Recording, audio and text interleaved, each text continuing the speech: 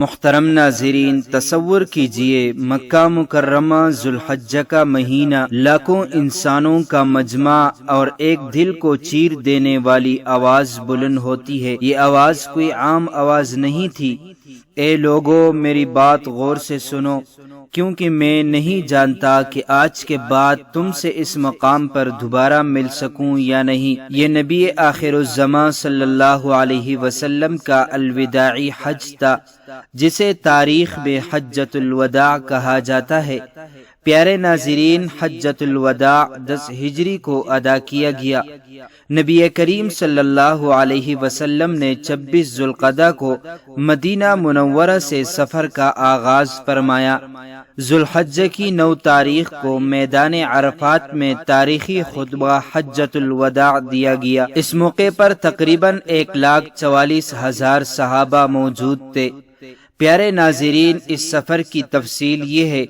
نبی کریم صلی اللہ علیہ وسلم نے مدینہ سے مکہ تک کا سفر اونٹنی پر طے فرمایا۔ آپ علیہ السلام نے قافلے کی قیادت فرمائی اور پورے حج کے اعمال خود انجام دے کر امت کو عملی نمونہ دیا۔ نبی صلی اللہ علیہ وسلم نے فرمایا، لوگو، مجھ سے حج کے مناسک سیکھ لو، شاید اس کے بعد حج نہ کر سکوں۔ محترم ناظرین، آئیے خطبہ حجۃ الوداع کی کچھ جھلکیاں آپ کے سامنے پیش کرتا ہوں۔ نبی کریم صلی اللہ علیہ وسلم کا خطبہ قرآن و سنت کا نچوڑ تھا۔ اس میں کئی اہم نکات شامل تھے۔ نمبر 1، انسانی مساوات اور برابری۔ کسی عربی کو عجمی پر اور کسی گورے کو کالے پر کوئی فضیلت نہیں سوائے تقوی کے۔ نمبر 2، جان، مال اور عزت کی حرمت۔ لوگو، تمہارا خون، تمہارا مال، تمہاری عزتیں ایک دوسرے پر اسی طرح حرام ہیں جیسے یہ دن، یہ مہینہ اور یہ شہر حرام ہے۔ نمبر 3، خواتین کے حقوق۔ عورتوں کے بارے میں اللہ سے ڈرو، وہ تمہاری امانت ہے۔ نمبر 4، سود کا خاتمہ۔ آج میں زمانے جاہلیت کا ہر سود ختم کرتا ہوں۔ سب سے پہلا سود جو میں ختم کرتا ہوں وہ میرے چچا عباس بن عبد المطلب کا ہے۔ نمبر 5، شیطان سے ہوشیاری۔ شیطان اب کبھی عرب میں پوجا نہیں جائے گا، مگر وہ چھوٹے گناہوں پر راضی ہو جائے گا، اس سے بچو۔ نمبر 6، امت کے لیے ہدایت۔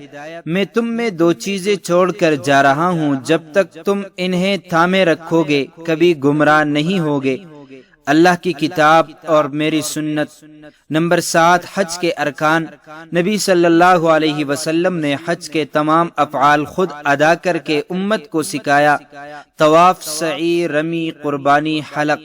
ناظرین، اب آئیے ایک واقعے کی طرف۔ حضرت جابر بن عبداللہ رضی اللہ عنہ فرماتے ہیں، میں نے حجۃ الوداع کے موقع پر نبی کریم صلی اللہ علیہ وسلم کو دیکھا۔ آپ فرما رہے تھے، اے لوگو، مجھ سے حج کے طریقے سیکھ لو، شاید اس کے بعد تم مجھے نہ دیکھ سکو۔ ہم سب پر سکوت طاری تھا، صرف نبی کریم صلی اللہ علیہ وسلم کی آواز گونج رہی تھی، جیسے اللہ ہم سے خود مخاطب ہو۔ ناظرین، اسی دن سورہ مائدہ کی عظیم آیت نازل ہوئی: الیوم اکملت لکم دینکم واتممت علیکم نعمتی ورضیت لکم الاسلام دینا۔ آج کے دن میں نے تمہارے لیے تمہارا دین مکمل کر دیا۔ حضرت عمر رضی اللہ عنہ اس آیت کے نزول پر رو پڑے، کیونکہ انہیں یقین ہو گیا کہ نبی صلی اللہ علیہ وسلم کا وقت قریب آ چکا ہے۔ نبی کریم صلی اللہ علیہ وسلم نے اپنی آخری خطبے میں فرمایا، تم سے میرے بارے میں پوچھا جائے گا تو کیا کہو گے؟ صحابہ نے عرض کیا، ہم گواہی دیتے ہیں کہ آپ نے پیغام پہنچا دیا، امانت ادا کی اور امت کی خیرخواہی فرمائی۔ نبی صلی اللہ علیہ وسلم نے آسمان کی طرف انگلی اٹھا کر فرمایا، اے اللہ، تو گواہ رہ، تو گواہ رہ۔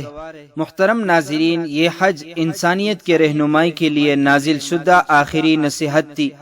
آج بھی اگر ہم خطبہ حجۃ الوداع کو سمجھ لیں تو دنیا میں امن، عدل، برابری اور محبت قائم ہو سکتی ہے۔ اگر آپ چاہتے ہیں کہ امت پھر سے متحد ہو تو اس پیغام کو عام کریں، لائک، شیئر اور چینل کو سبسکرائب ضرور کیجیے۔ السلام علیکم۔